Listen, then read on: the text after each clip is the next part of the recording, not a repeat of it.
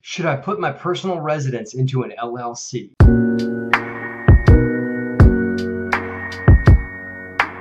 What is happening, YouTube? It's Mentorship Monday. Thank you guys for watching. Mentorship Monday works like this. People email questions to us at helpme@derosagroup.com, and I answer them right here on the YouTube page for everyone to learn from and for you to get your questions answered. So thank you for submitting all your questions. Today's question comes from Kevin.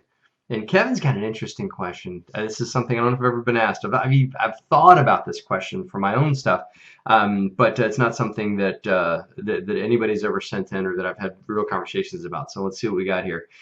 Kevin sent a long email. I'll summarize a few of it. First of all, thanks for all your awesome content, and I've watched some of your videos for advice and guidance when I've had questions or just need some education. You're welcome, Kevin. Thank you for watching. I currently own my primary residence outright as the loan was paid off a few years ago. Interesting to know. Let's put a pin in that. Since that time, I have started my own real estate business, and I have one rental property that I bought with cash to get this business up and is running for quick cash flow. Kevin, you're slinging a lot of cash around. You're buying a lot of property free and clear. That's good. Money's cheap right now, so consider leverage.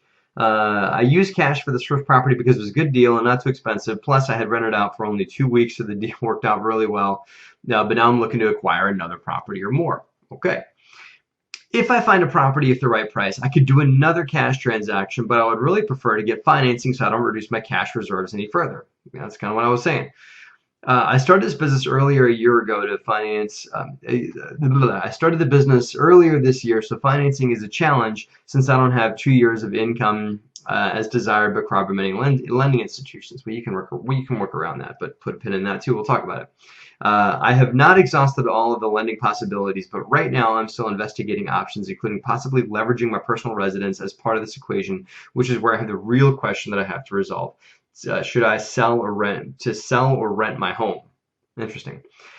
Here's where I'd appreciate any guidance. Do you foresee or know any negative issues or pitfalls in moving my personal residence into an LLC or renting it out? So far, I have kept my personal and business assets separated, so as I would make sure to properly deed and update it, show an LLC owning the entity, and treat the residence as part of a business only going forward.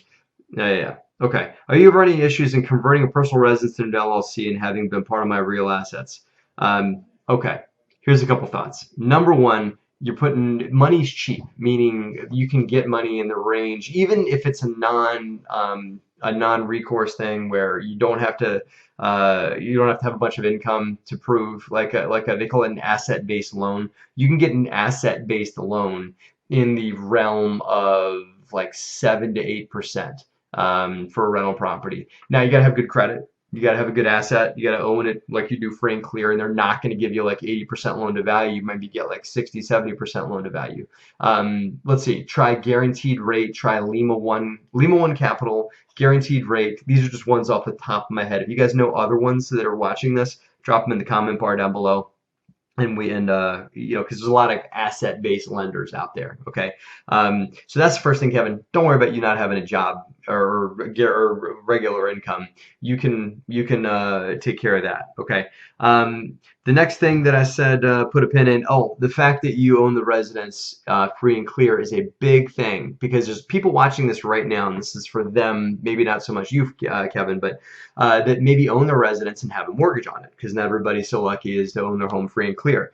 If you have a mortgage on your home, and that mortgage is with you as a personal guarantor, you technically trigger something called the due on sale clause if you move the property into an LLC and out of your own name, because it's technically a sale. To make that transfer, you have to sell the property to the LLC. The smart thing to do is to sell it for $1 by something called a quitclaim deed, which is just moving the deed over, because you're the owner personally, and you're the owner of the LLC. A quitclaim deed is easy to do.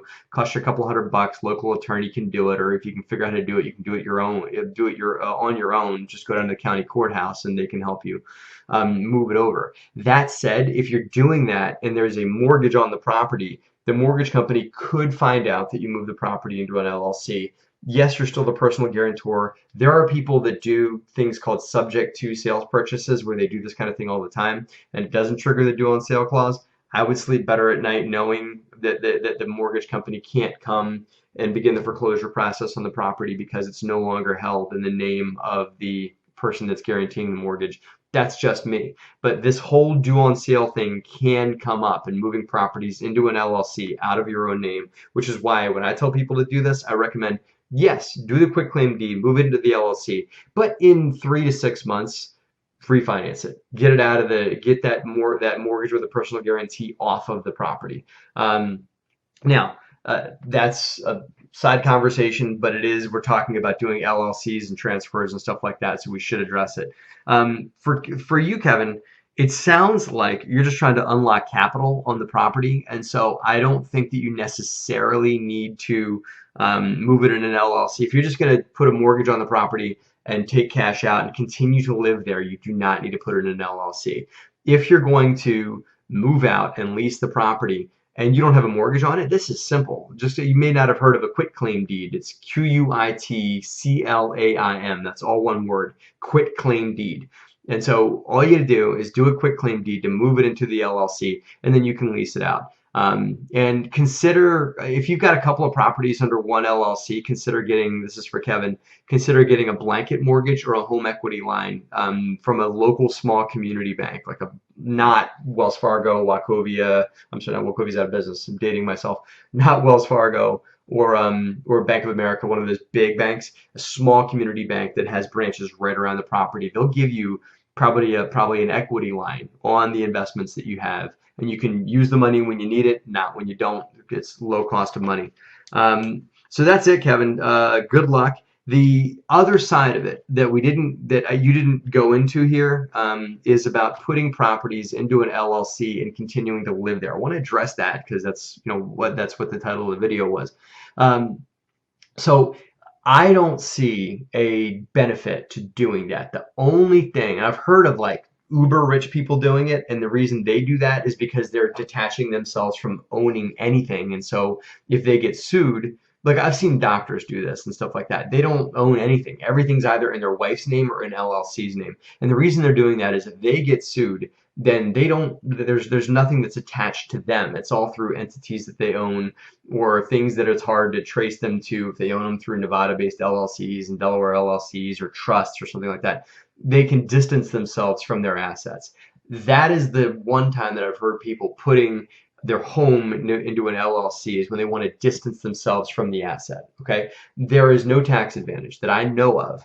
Again, not a CPA, but there's no tax advantage that I know of that you receive by putting your home into an LLC. I believe that the tax benefits for owning your home in your own name are way more than you're going to get through LLC write-offs or pass-throughs or anything like that. So that's my 2 cents on putting your home into an LLC, unless you've got a lot of money that you need to protect from liability claims or asset protection, or distancing yourselves from potential lawsuits and stuff like that.